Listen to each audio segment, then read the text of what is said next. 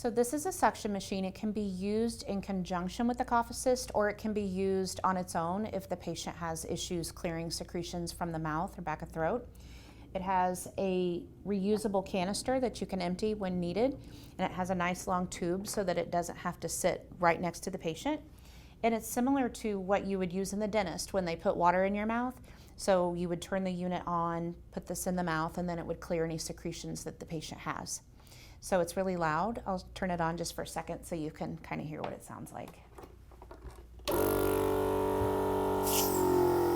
You can kind of hear how it sucks and it creates that tight vacuum.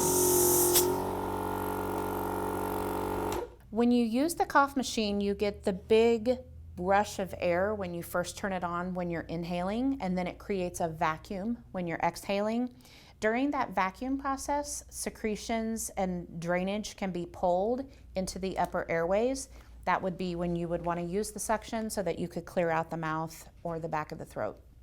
The most common issue, a lot of people will think that the suction's not working. If it doesn't have a tight seal in the vacuum, then it doesn't have the suction power. So if it's not taking any secretions, it's not picking anything up, then you need to check the connections, make sure everything's tight, and then recheck again. That seems to be the biggest concern that people have. Or they'll turn it on and think, oh, it's not working, but you have to occlude it to create that seal to get the equipment to work. So when this goes in your mouth and you're covering the holes, that's when you'll see the suction start coming up.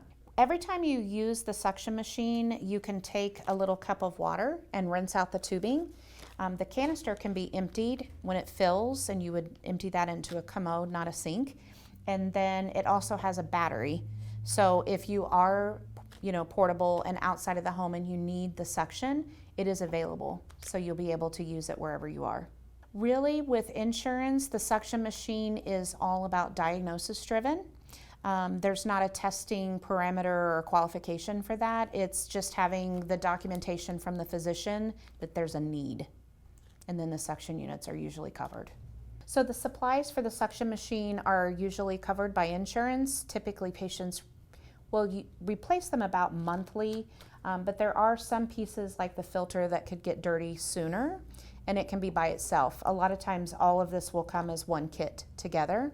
And then the mouthpiece in particular, you usually want to have a couple of those so that one can be soaking in a water vinegar wash so that it disinfects.